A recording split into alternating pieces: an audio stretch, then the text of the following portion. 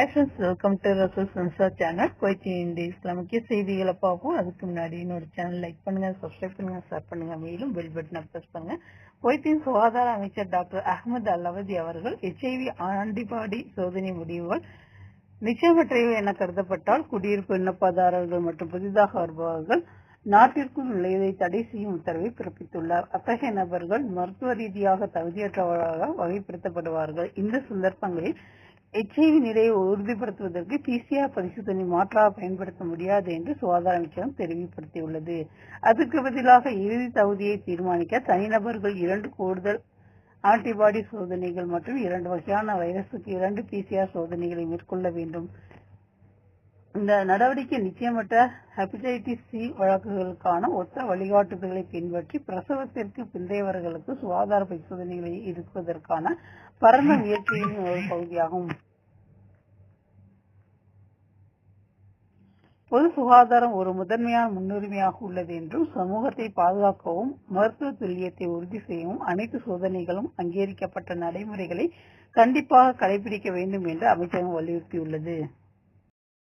குவைத்தில் மலேசிய விமானத்தில் ஏறுவதற்காக சில நிமிடங்களுக்கு முன்பு பிலிப்பைன்ஸ் வீட்டு பணியாளர் ஒருவர் காணாமல் போனதை அடுத்து குவைத் சர்வதேச விமான நிலையத்தில் ஒரு சிறிய பாதுகாப்பு எச்சரிக்கை விடப்பட்டது. இது விமான நிலைய பாதுகாப்பு பணியாளர்களிடமிருந்து விரைவான பதிலை தூண்டியது. பாதுகாப்பு வட்டாரத்தின்படி அந்த பெண் வழக்கமான விமானத்தில் நாட்டை விட்டு வெளியேற திட்டமிடப்பட்டிருந்தார். ஆனால் போர்டிங் கேட் மூடுவதற்கு சற்று முன்பு காணாமல் போனார். உடனடியாக தேடுதல் வேட்டை தொடங்கப்பட்டது. இறுதியில் அவர் விமான நிலைய கழிப்பறைக்குள் கண்டுபிடிக்கப்பட்டார். அவர் திடீரென காணாமல் போனதற்கான காரணத்தை விளக்க பிலிப்பைன்ஸ் பெண் மறுத்துவிட்டதாக கூறப்படுகிறது. பெண்ணின் பாதுகாப்பை உறுதி செய்வதற்காக பாதுகாப்பு அதிகாரிகள் நிலையான நடைமுறைகளை பின்பற்றினர் மற்றும் எந்த சட்ட மீறல்களும் இதில் ஈடுபடவில்லை என்பதை உறுதிப்படுத்தினார். அவரது பயணம் மறு திட்டமிடப்பட்டு வேறு விமானத்தில் முடிக்கப்பட்டது. மேலும் எந்த அசம்பாவிதமும் இல்லாமல் அந்த பெண் தனது நடத்தையை விளக்க மறுத்தாலும் இந்த சம்பவம் நிர்வாக நோக்கங்களுக்காக அதிகாரப்பூர்வமாக ஆவணப்படுத்தப்பட்டது என்று அந்த வட்டாரம் மீண்டும் கூறியது. பகலில் குவைத் நவீன சக்தியுடன் துடிக்கிறது. வானத்தை நோக்கி நீண்ட கண்ணாடி கோபுரங்கள், போக்குவரத்துடன் முணுமுணுக்கும் அகலமான நெடுஞ்சாலைகள், ஒவ்வொரு மூலையிலிருந்தும் காஃபியின் நறுமணம் மிதக்கிறது. ஆனால் இரவு விழும்போது பாலைவன காற்று அமைதியாகும் போது ஒரு பழைய குவைத் கிளர்ந்தெழுகிறது. வானளாவிய கட்டடங்களால் அல்ல, கிசுகசுகளால் ஆனது. அந்த கிசுகசுகளில் அல்-துவைஸ் என்ற பெயரில் நிலைந்திருக்கும் அதிகாரப்பூர்வ பதிவுகளிலோ அல்லது பாட புத்தகங்களிலோ அவள் காணப்படவில்லை. அவளுடைய கதை பாட்டியிடமிருந்து பேரனுக்கு கடத்தப்படுகிறது. நெருப்பு சுவடுகளில் முணுமுணுக்கப்படுகிறது. பாலைவன பயணங்களில் குறிப்பிடப்பட்டிருக்கிறது. பலருக்கு அவள் ஒரு பேய், மற்றவர்களுக்கு ஒரு ஜின்னியாக ஒரு உருவத்தை மாற்றும் பேய். ஆனால் நம்புவர்களுக்கு அவள் உண்மையானவள். இன்னும் மணலில் நடந்து செல்லும் ஒரு அழகான கொலையாளி. அடுத்த மனிதன் தன் அழகால் ஈர்க்கப்படுவதற்காக காத்திருக்கிறாள். அவளுடைய கோபத்தால் தண்டிக்கப்படுகிறாள். அவள் நடக்கவில்லை, மிதக்கிறாள். 74 வயதான ஓய்வு பெற்ற முத்து முல்காலர் அபு சலீம் அவளை அப்படித்தான் விவரிக்கிறார். அவர் சாக்கில் உள்ள ஒரு கடற்கரை வீட்டில் வளர்ந்தால்.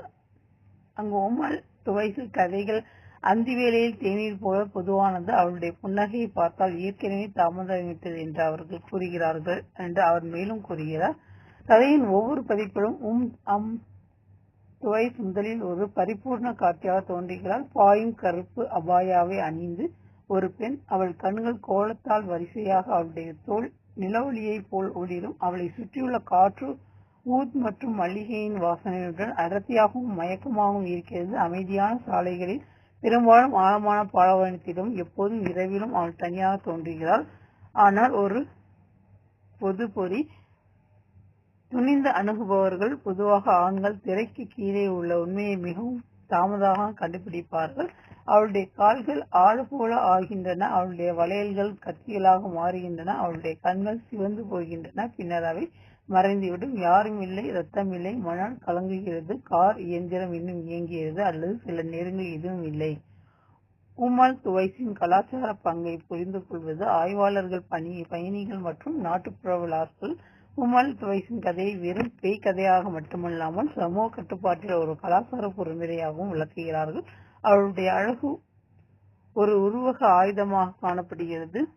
ஒழுக்க பாடங்களை வழங்க பயன்படுத்தப்படும் சோதனையின் சின்னம் மரியாதை, கற்பு மற்றும் கட்டுப்பாடு போன்ற மதிப்புகள் ஆழமாக பதிந்துள்ள பழங்குடி சமூகங்களில் அவளுடைய புராண கதை விபச்சாரம், வீண் பெருமை மற்றும் வகுப்புவாத விதிமுறைகளிலிருந்து வெகு தொலைவில் அழைத்து செல்வதற்கு எதிரான எச்சரிக்கையாக செயல்படுகிறது. கிரேக்க கதைகளில் சைலன்ஸ் அல்லது லத்தீன் அமெரிக்காவில் லா லொரோனா போன்ற பிற உலகளாவிய புராணங்களில் உள்ள நபர்களைப் போலவே அல் துவைஸ் ஆசை மற்றும் ஆபத்து இரண்டையும் வெளிப்படுத்துவதாக நம்பப்படுகிறது. பயம் மற்றும் குறியீட்டின் மூலம் நடத்தையை வழிநடத்தும் ஒரு பேய் கதை. எல்லோரும் அவளை வெறும் கதை என்று நம்புவதில்லை. 32 வயதான டெலிவரி டிரைவரான மஜீதை கேளுங்கள். அவர் ஜஹாவுக்கு செல்லும் வழியில் அவரை நேருக்கு நேர் சந்தித்ததாக கூறுகிறார். அது அதிகாலை 2 மணியாக இருக்கலாம் என்று அவர் நினைவு கூர்ந்தார்.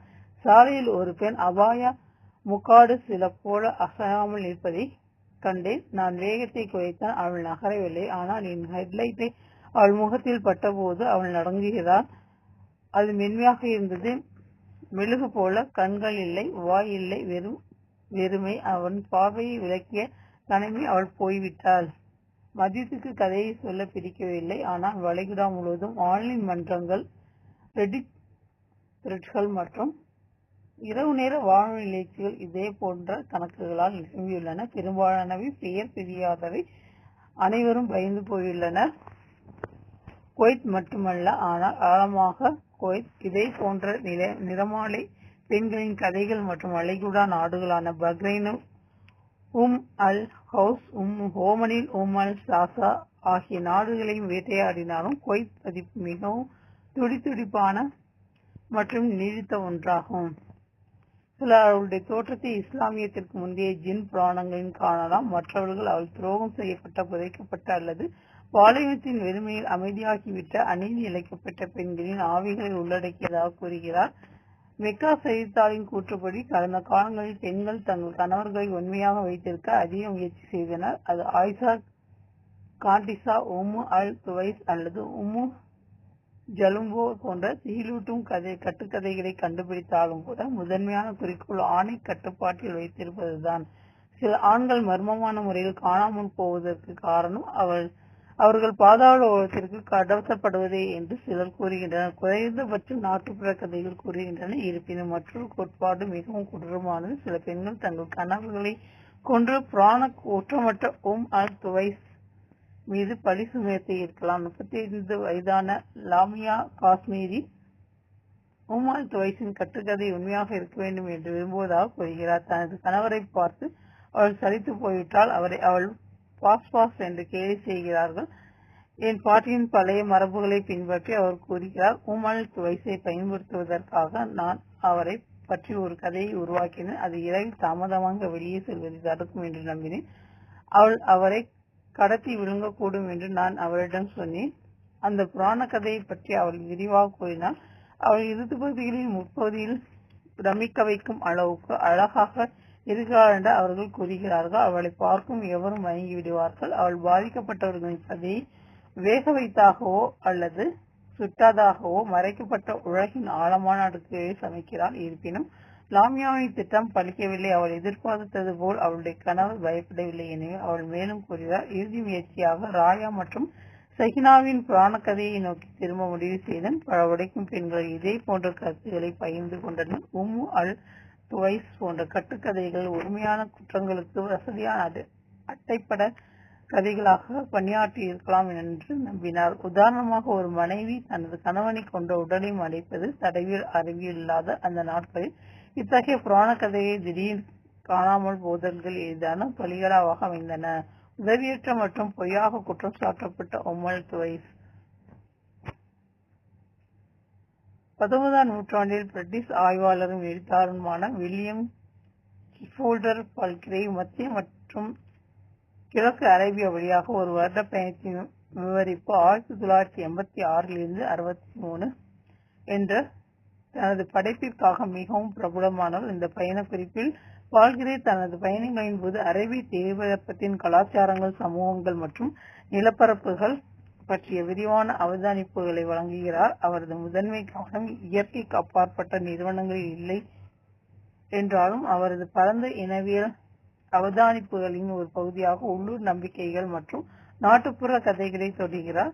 இதில் ஆவிகள் மற்றும் ஜின்கள் பற்றிய குறிப்புகள் அடங்கும். ஓமல் டுவைஸ் ஸ்லாத் வடிவத்தை மாற்றும் பேய்கள், கோலா மற்றும் ஐரோப்பிய சுக்குபஸ் அல்லது சைரன் ஆகியோருடைய கூட பண்புகளை புரிந்து கொள்கிறார்கள். சமூகத்தை கட்டுக்குள் வைத்திருக்க பயன்படுத்தும் அழகான அழைப்பாளர்கள். அவளுடைய பெயர் ஓமல் டுவைஸிலிருந்து தோன்றியிருக்கலாம். இது அவளுடைய அலங்கரிக்கப்பட்ட தங்க வலைகளை குறிக்கிறது. சில கதைகளில் அவளை பழிவாங்கும் கருவிகளாக கூர்மையாக்கப்படுத்தப்படுகின்றன. இது ஒரு கலாச்சார அடையாளமாகவும் அவளுடைய பொறியின் சின்னமாகவும் இருக்கிறது. அது வெறும் கட்டுக்கதை அல்ல என்று அபு சலீம் வலியுறுத்துகிறார். பாலைவனம் கேட்கக்கூடும் என்பது போல தாழ்ந்த குரலில் அவள் ஒரு நினைவு, ஒரு எச்சரிக்கை. ஒருவேளை இரவு போதுமான அளவு அமைதியாக இருந்தாலும் அவள் இன்னும் கேட்டுக்கொண்டிருக்கிறாள். நவீனத்துவத்தை நோக்கி முன்னேறி வரும் ஒரு பிராந்தியத்தின் ஓமல் டுவைஸ் பழைய உலகத்துடன் ஒரு பிணைப்பாக இருக்கிறார். முன்னேற்றத்தின் பிற்புற கண்ணாடியில் ஒரு நிழல். நீங்கள் அவளை ஒருபோதும் பார்க்க முடியாவிட்டாலும் இரவில் தனியாக வானம் ஒட்டும்போது காற்றில் கிளர்ச்சியிலோ அல்லது நீங்கள் அங்கு இருக்கக்கூடாத ஒரு சத்தத்தை கேட்ட பிறகு அமைதியிலோ அவளுடைய கதையை உணர்வீர்கள். ஏனென்றால் குவைத்தில் கதைகள் இருபோதும் இருக்காது, அவை காத்திருக்கின்றன. குவைத் பல்கலைக்கழக சட்டக் கல்லூரியின் பொது நிதி சட்டங்கள் மற்றும் வரி சட்டங்களின் நிபுணரான டாக்டர் ஜுமானா அல் சையராஃபி பிராந்திய மற்றும் உலகளாவிய பொருளாதார மாற்றங்களின் வெளிச்சத்தில் வருமான ஆதாரங்களை பல்வகைப்படுத்துவதன் முக்கியத்துவத்தை வலியுறுத்தினார். அல் சையராஃபி சமீபத்திய நேர்காணலில் செய்தித்தாள்கள் அளித்த பேட்டியில் நிதி நிலைத்தன்மை ஒரு விருப்பமாக மட்டுமல்லாமல் ஒரு தேசிய தேவையாக உருவாகி வருகிறது. குறிப்பாக குவைத் அதன் பொது வருவாயில் 85% அதிகமாக எண்ணெய் நம்பியிருந்தால் அதே நேரத்தில் நீண்ட கால நிதி ஸ்திரத்தன்மையை உறுதி செய்வதற்கு மாநிலத்தில் கடமைகளை நிறைவேற்றும் திறனை மேம்படுத்துவது மற்றும் எதிர்கால சந்ததியினரை சுமை கட்டுப்படுத்துவதை தடுக்கும் பொருளாதார கொள்கைகளின் தீர்மான மாற்றம் தேவைப்படுகிறது. எண்ணெய் விலை உயர்வு காரணமாக சமீபத்திய ஆண்டுகளில் அரசு பட்ஜெட் உபரிகளை அடைந்திருந்தாலும் சர்வதேச நாணய நிதியத்தின் அறிக்கைகள் இந்த மிகுதியானது நீண்ட கால நிலைத்தன்மையை குறிக்காது என்பதை உறுதிப்படுத்தியதாக அவர் கூறினார். எண்ணெய் விலைகள் மற்றும் உற்பத்தியில் ஏற்படும் ஏற்ற இறக்கங்கள் தூய்மையான எரிசக்திகளை நோக்கிய உலகளாவிய மாற்றத்துடன் சேர்ந்து குவைத் அதன் வருமான ஆதாரங்களை பல்வகைப்படுத்தவும் வெளிப்புற அதிர்ச்சிகளுக்கு அதன் உணர்திறனை குறைக்கவும் புதிய வழிமுறைகளை விரைவாக பின்பற்ற வேண்டும் என்று அவர் விளக்கினார். நிதி நிலைத்தன்மையை அடைவதற்கு ஒன்றோடொன்று இணைக்கப்பட்ட சீர்திருத்தங்களின் தொகுப்பு தேவை என்று அவர் கூறினார். அதில் முதன்மையானது தொழில், சுற்றுலா மற்றும் டிஜிட்டல் சேவைகள் போன்ற எண்ணெய் அல்லாத துறைகளின் வளர்ச்சி மூலம் வருமான ஆதாரங்களை பல்வகைப்படுத்துவதாகும். இரண்டாவதாக கழிவுகளை குறைப்பதன் மூலமும் பட்ஜெட்டை நிலையான தாக்கத்துடன் மேம்பாட்டு திட்டங்களுக்கு திருப்பிவிடுவதன் மூலம் அரசாங்க செலவினங்களின் செயல்திறனை அதிகரிப்பதில் கவனம் செலுத்தப்படுகிறது. மூன்றாவது மற்றும் மிக முக்கியமானது நிலையான வருவாயை உருவாக்குவதற்கு பங்களிக்கும் நவீன மற்றும் நியாயமான வழிமுறையை நிறுவுவதாகும். குறிப்பாக குவைத்தில் வரிகள் மொத்த உள்நாட்டு உற்பத்தியில் மிக குறைந்த சதவீதத்தை மட்டுமே பிரதிநிதிப்படுத்துவதால் என்று அவர் விரைவாக கூறினார். தனது கருத்தை ஆதரிக்க IMF அறிக்கைகளை அவர் மேற்கோள் காட்டி எண்ணெய் அல்லாத வரி வருவாய் GCC நாடுகளில் மிக குறைவாக உள்ளது.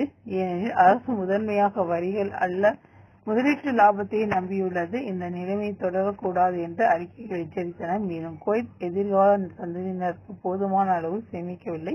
இது நீண்ட கால நீதி மற்றும் ஸ்திரத்தன்மையை ஆதரிக்கும் நிதி மற்றும் கட்டமைப்பு சீர்திருத்தங்களின் தேவையை வலுப்படுத்துகிறது என்று அவர் வெளிப்படுத்தினார். சவால்களின் அளவை உணர்ந்து நிலைத்தன்மையை ஆதரிப்பதற்காக அரசு ஒரு முக்கியமான சட்ட தொகுப்பை ஏற்றுக்கொண்டுள்ளது. குறிப்பாக நிதி மற்றும் பணப்புழக்கம் குறித்த 2025 ஆண்டின் ஆணை சட்டம் எண் 60. இது ஒரு பொது பட்ஜெட்டை நிதியளிக்கவும் கடனை நிர்வகிக்கவும் மற்றும் கடமைகளை நிறைவேற்றவும் 50 ஆண்டுகளில் 30 கோடி பில்லியன் வரை கடன் வாங்க அரசாங்கத்தை அனுமதிக்கிறது. செல்வ நிதிகளை சமரசம் செய்யாமல் அல்லது குறுகிய கால தீர்வுகளை நாடாமல் பணப்புழக்கத்தை பாதுகாப்பதற்கான நிதி தூணாக இந்த வடிவமைக்கப்படுகிறது என்று அவர் தெளிவுபடுத்தினார்.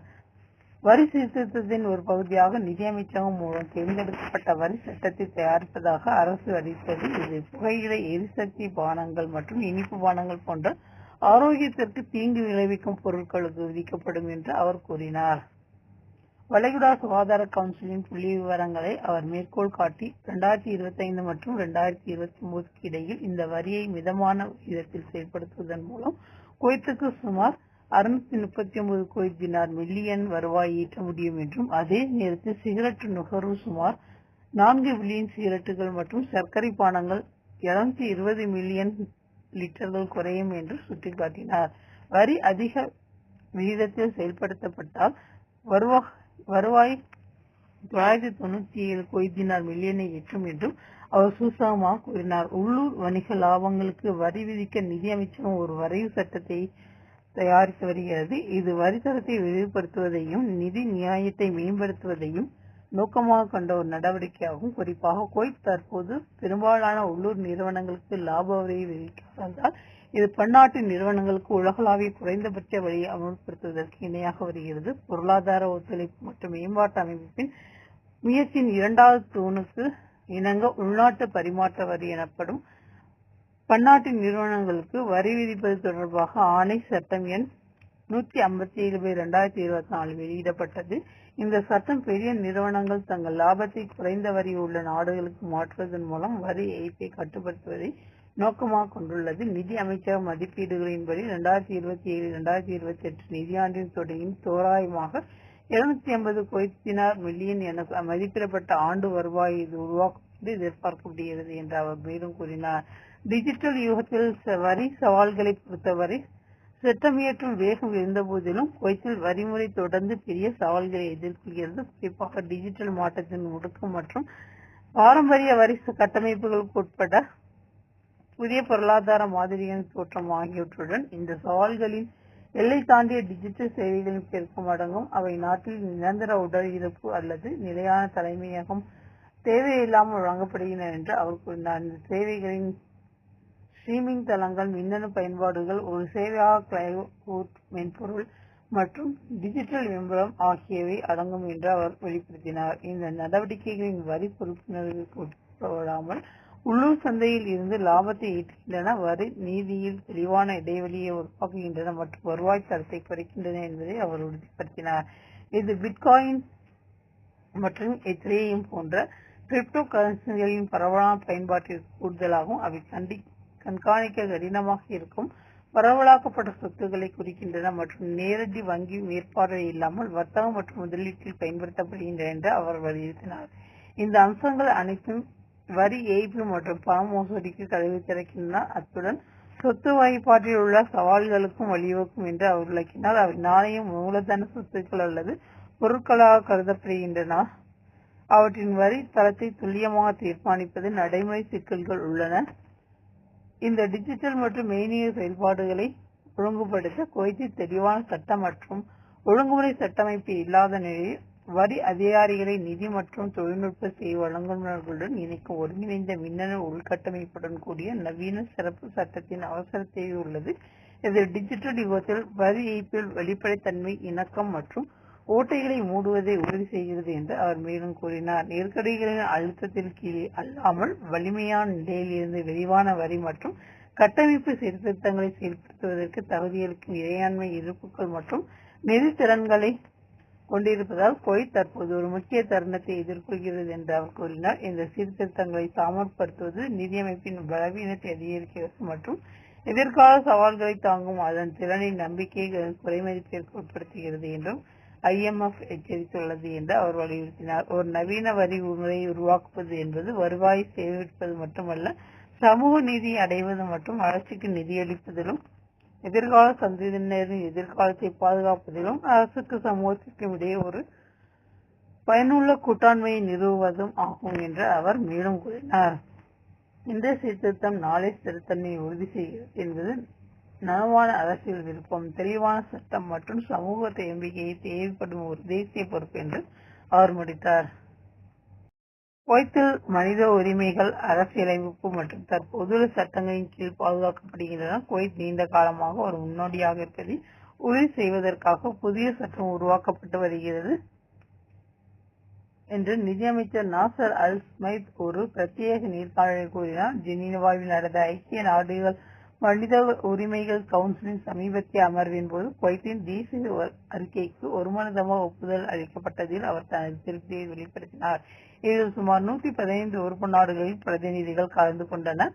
குவைத்தின் 4வது தேசிய அறிக்கையின் ஒருமனதான ஒப்புதல் குறிப்பாக தற்போதைய அரசாங்கத்தின் குறுகிய காலத்தில் அறிக்கையில் சேர்க்கப்பட்டுள்ள முக்கியமான பிரச்சனைகள், குறிப்பாக குடியுரிமை மற்றும் சிவில் மற்றும் மனித உரிமைகள் தொடர்பானவை குவைத் ஒருபோதும் சமரசம் செய்யாத சமீபத்தில் ஏற்பட்ட முன்னேற்றத்தின் அளவை பிரதிபலிக்கிறது என்று அமைச்சர் அல்-சுமைத் கூறினார். இறுதி அமர்வுக்கு முன்னதாக மனித உரிமைகளின் கவுன்சிலின் பரிந்துரைகளை நிறைவேற்றுவதில் குவைத் வெற்றி பெற்றது.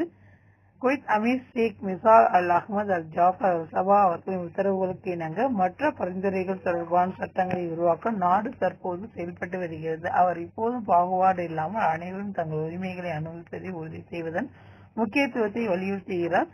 கருத்து சுதந்திரம் மற்றும் கருத்து சுதந்திரம் தொடர்பான மனித உரிமைகளின் கவுன்சிலின் அவதானிப்புகளை குவைத் கவனத்தில் கொண்டுள்ளது. குவைத்தில் ஊடக மற்றும் கருத்து சுதந்திரங்கள் தற்போதுள்ள சட்டங்களின் கீழ் முழுமையாக உத்தரவாதம் அளிக்கப்படுகின்றன என்பது அனைவரும் அறிந்தது. இருப்பினும் தனிநபர்களின்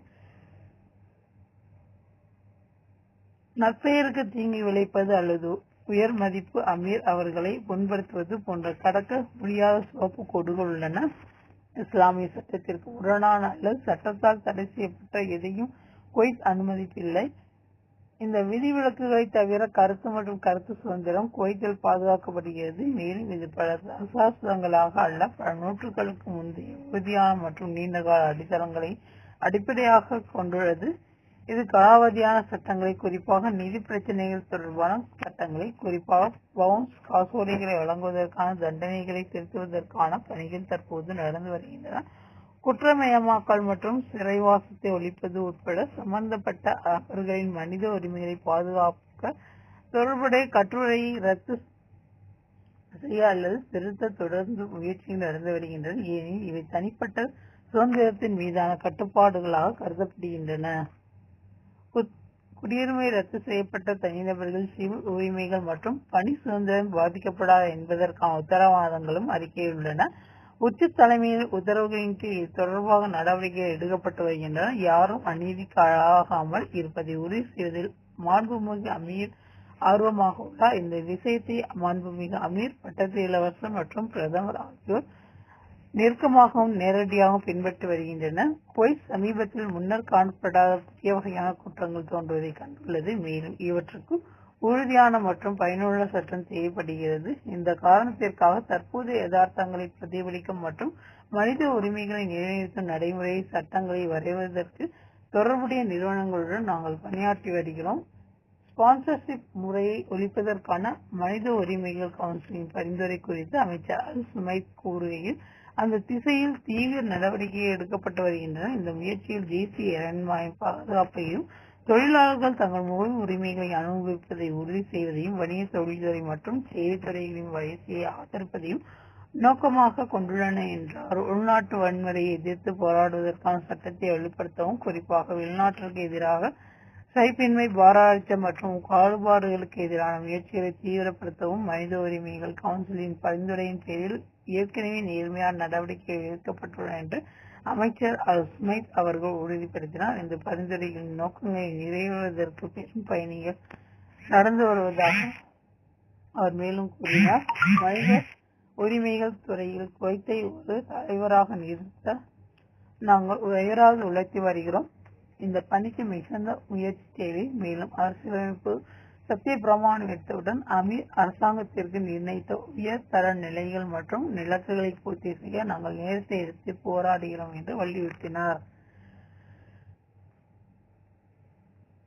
குவைத்தில் இன்று சில முக்கிய செய்திகளை பார்த்தோம். உங்கள் அனைவரின் நல்லாதருடன் இனிய பயணத்தை தொடர் அடுத்த தகவலில் சந்திப்போம் என கூறி விடைபெறுவது உங்கள் ரசூல் அன்சார். நன்றி.